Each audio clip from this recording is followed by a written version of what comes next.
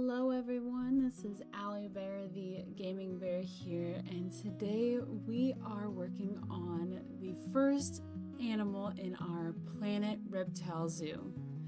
Today we are putting in the beautiful Asian water monitor, and right now I am just getting him all set up in the quarantine, even though, I'm probably didn't have to do that since it's sandbox, but it's okay.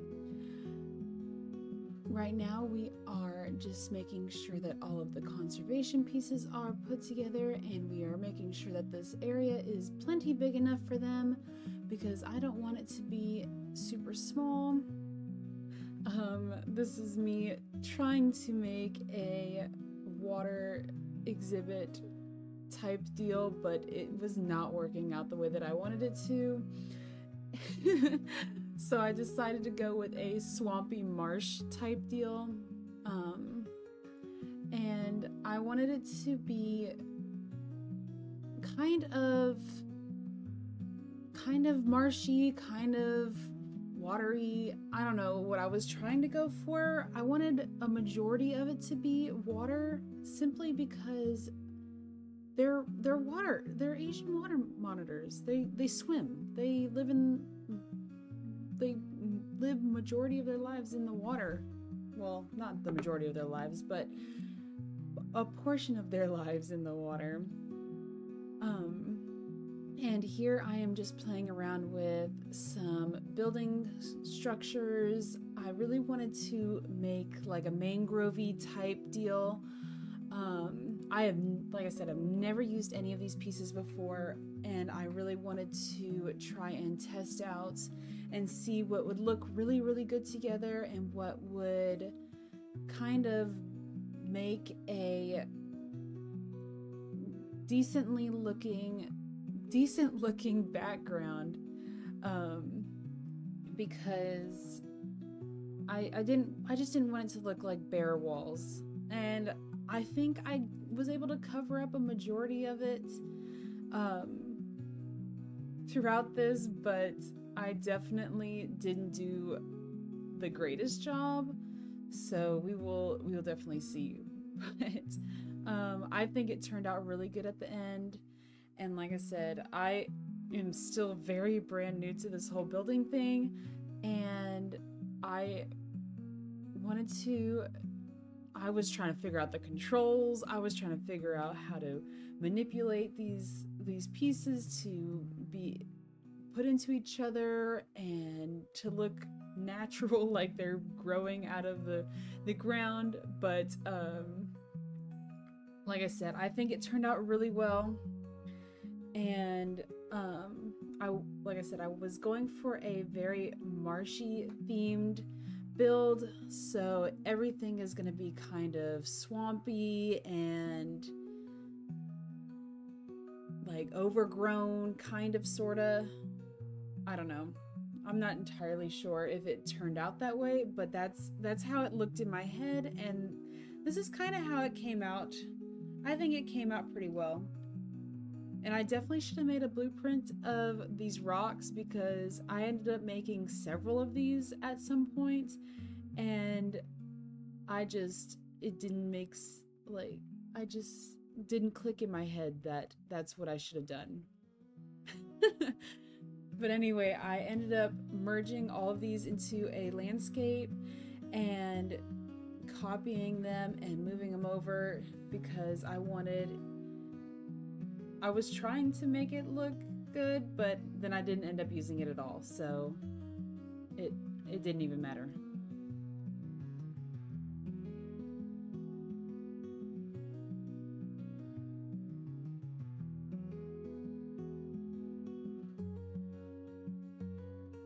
And again, I'm building another one of these swampy tree-looking structures, something different than the one I just built, obviously, but and again, here I go copying the rocks over because it didn't make sense to me. It didn't click in my head that I should have done what I did. But And I decided to see if I can make the background the same color as these wooden logs.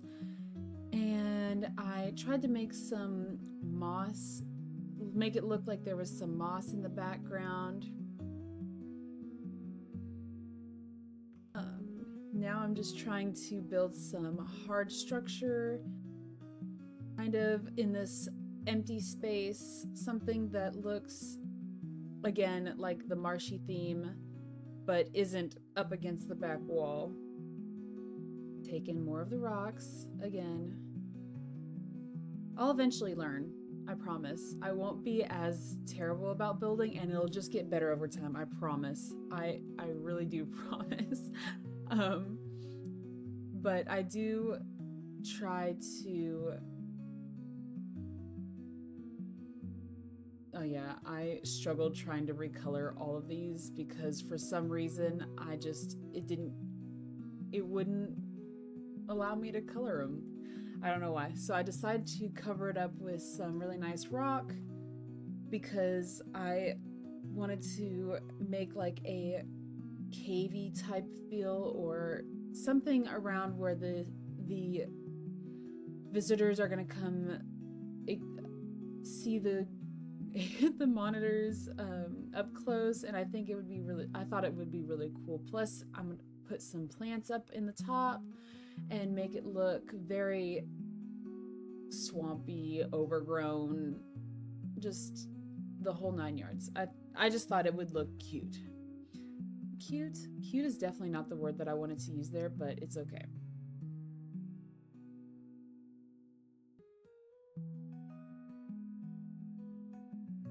And I had to move the donation boxes out because they were in the woodwork over here, and it didn't make sense. There was no way that the guests would be able to put any donations in there because it was literally in the wall. So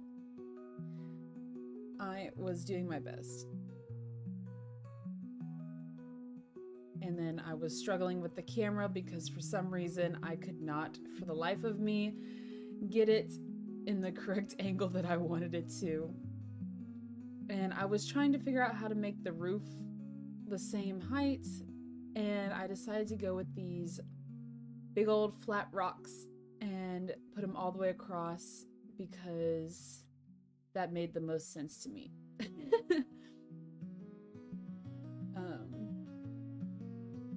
But yeah, I ended up adding some more of those rocks around and moving the donation boxes back in.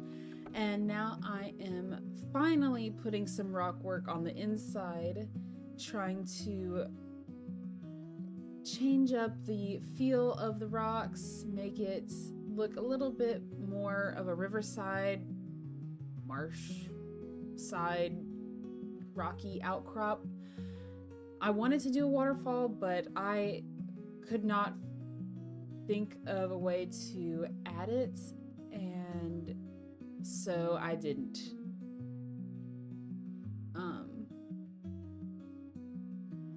And like I said, I am adding a bunch of these really nice looking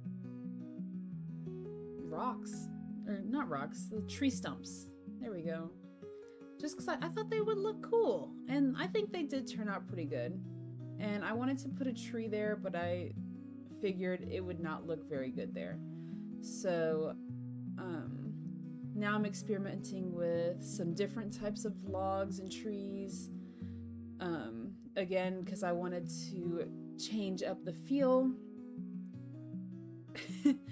And here I am again with these fake tree logs, and I'm adding some different texture to the ground because I thought the dirt was just kind of plain looking, but it all ends up changing anyway, so it doesn't matter. And then I wanted to put some kind of swampy trees in there, so I decided to go with some mangrove trees because the roots stuck out, and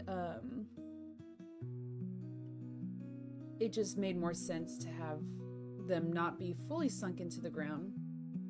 And then over here, I tried to hide the keeper's gate because I thought it was kind of an eyesore and I didn't want it to just look white, like wide out in the open. And I think it did pretty good.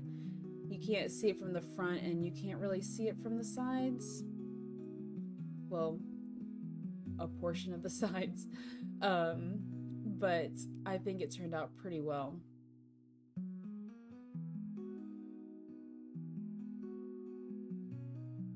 And here I am adding some different types of trees and different types of plants, filling in this growth patch up here with all the, it's all the same plants, but I thought they looked good. And here I am adding some of these water plants up here. And I do add a lot more than just this, but I was worried that it would be too much, and I was trying not to add too much and make it so that the guests couldn't see the monitors in this massive enclosure, but it ended up being too little, and I decided to add a little bit more detail type plants to the enclosure and a little bit more rocks later on. And then I realized that this was broken, and so I had to hire a mechanic. And I tried my hand at some water plants, and I do add more.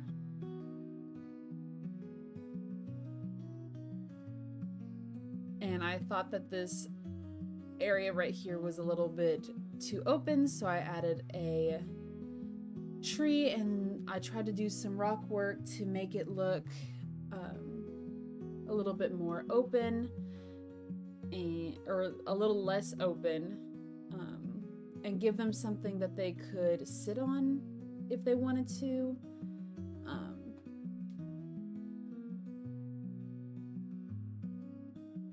And then I was ready to move them over to make sure that they had enough space in their enclosure, and that they would be able to enjoy the space that I gave them. Plus I wanted to make sure that their terrain was good enough, like the grass and the soil and whatnot. And then I tried this water feeder. Did not work because the ground wasn't deep enough. And then I tried to hide this feeder with some rocks and plants. It ended up not working the way that I wanted it to because the keepers couldn't get in. And oh yeah, so I was trying to make it so that they didn't care about what plants were in there, because again, I just wanted it to be very natural looking, and I didn't want them not to be able to, or I didn't want them to not enjoy the plants. And then I could not pick up that pumpkin, so I kept having to reset everything, which sucked.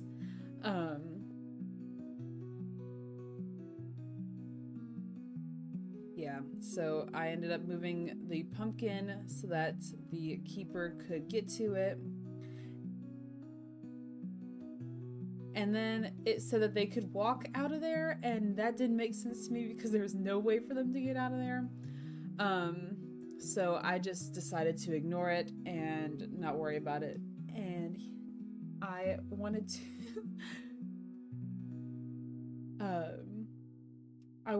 to do a little bit of cinematic pictures and watch them swim around because it's just gorgeous. They're just beautiful to me. And this is where I thought I was done. So again, I was taking pictures and screenshots and just watching them swim around. But now that I have the basics down, oh, and I wanted to add another one, but then when they added her in there, she was overcrowded, and so I had to rehome her, and I was really sad. But it's okay. Um, we end up not needing to worry about it because at the end, you'll see, is so super cute. And then again, some more screenshots. um, now that we've got the basics of this enclosure down, I kind of want to go through and give y'all some facts about these Asian water monitors. So Asian water monitors are one of the largest lizards in the world, and they belong to the Varanidae, I hope I said the right family, which is a group of 50 different lizard species, including the iconic Komodo dragon, which will definitely be added to the zoo. They date back millions of years. I mean, millions. So I'm sure they were around with the dinosaurs, and I'm sure they were a lot bigger than they were today. So they have extremely muscular bodies and powerful tails, which means they're incredible swimmers. They normally are dark brown or blackish in coloration and have yellow spots on their undersides, though they sometimes fade away when they get older. They have long necks and elongated snouts, which means they're pretty good at catching fish. And they have sharp, powerful claws and serrated teeth, which makes them really good hunters. Again, I was taking pictures because it said that they were mating, and I just thought it was the cutest. They are semi-aquatic. They spend most of their days in the water, and they can live in both fresh water and salt water. And they are very speedy and agile and have been known to climb trees, which I wish they could climb the trees in this game, but you know, it's okay. Maybe they'll add it later. They can stay fully submerged under the water for 30 minutes. Can you believe that? Could you imagine if a human could do that? That would be crazy. Crazy to me.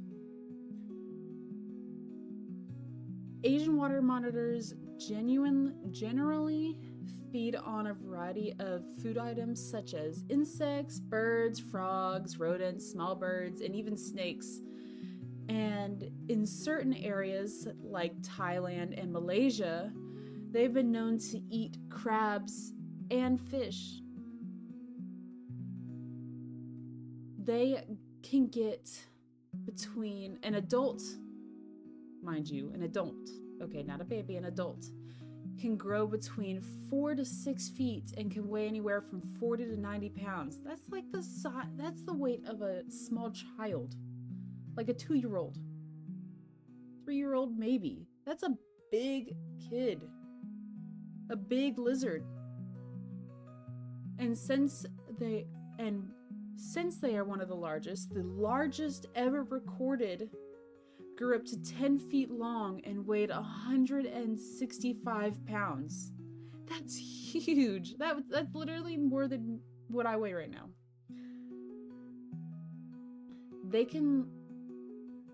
They have been known to live in large areas of Southeast Asia, including China, Thailand, Bangladesh, and Vietnam.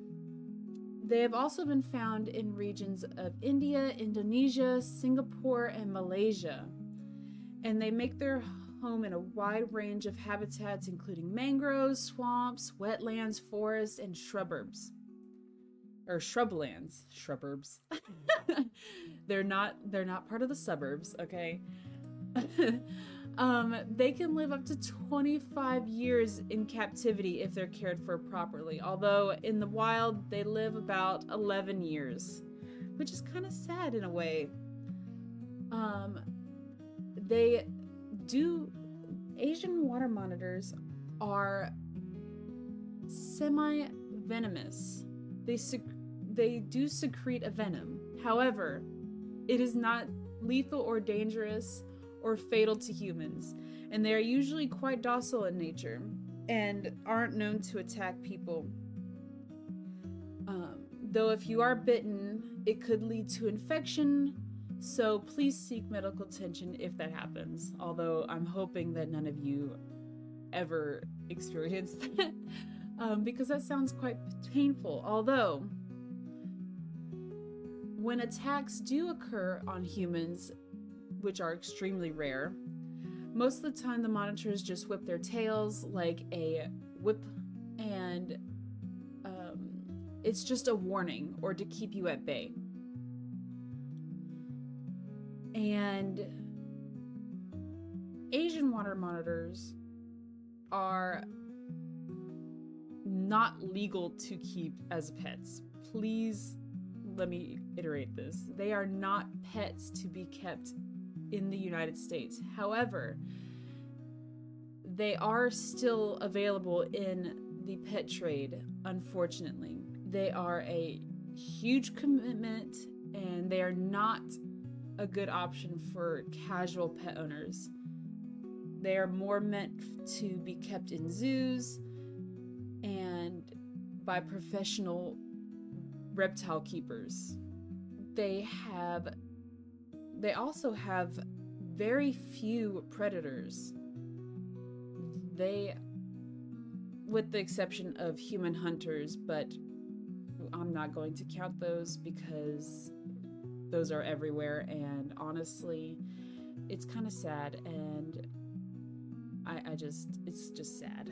But their only animal predator, are saltwater crocodiles because they target them. A few more fun facts. Asian water monitors have a typical breeding season between April and October, and a average clutch size can be between 10 and 40 eggs. That is huge. Like, can you believe that?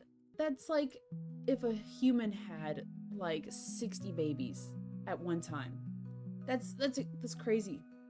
The eggs incubate for 6 to 7 months, and when they hatch, they are fully developed and independent, which means their moms don't have to take care of them, and they can hunt and drink and survive all on their own.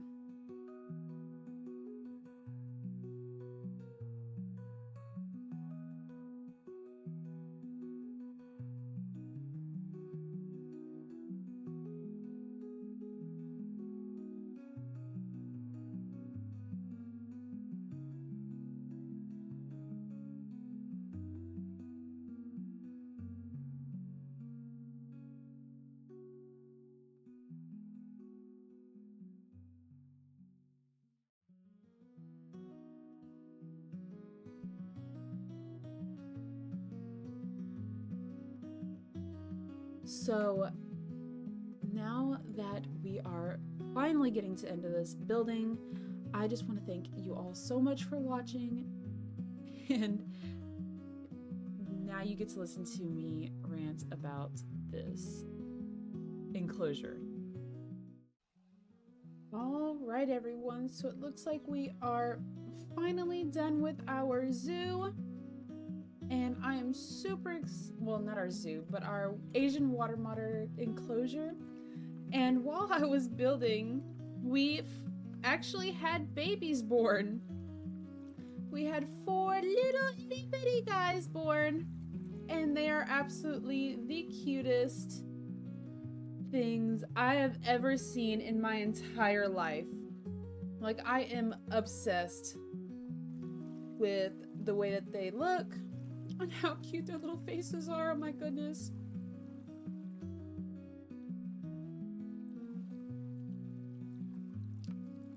But this is their enclosure.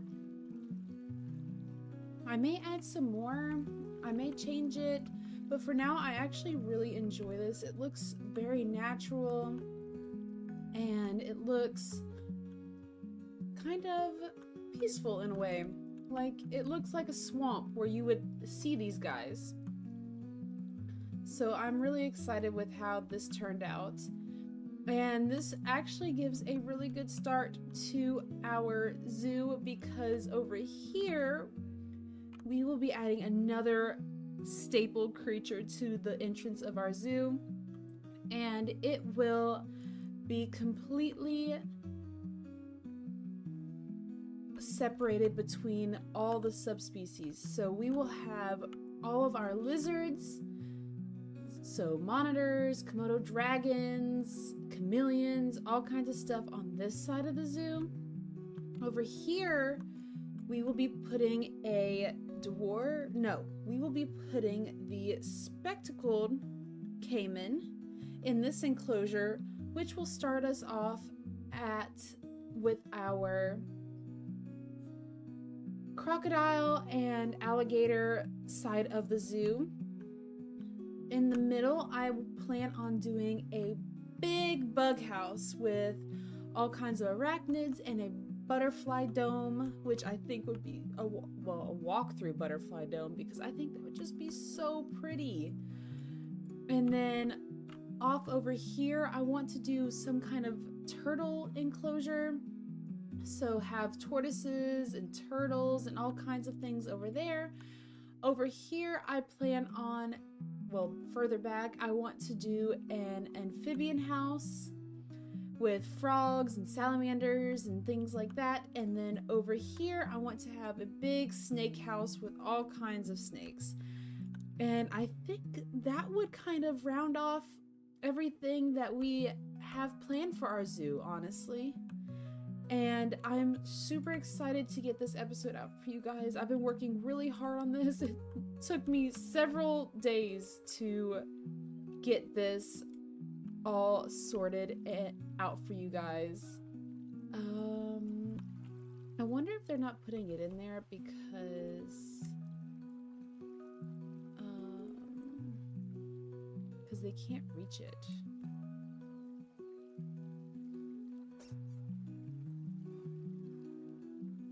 Let's see. There we go. Let's see if the zookeeper will now put the food in there.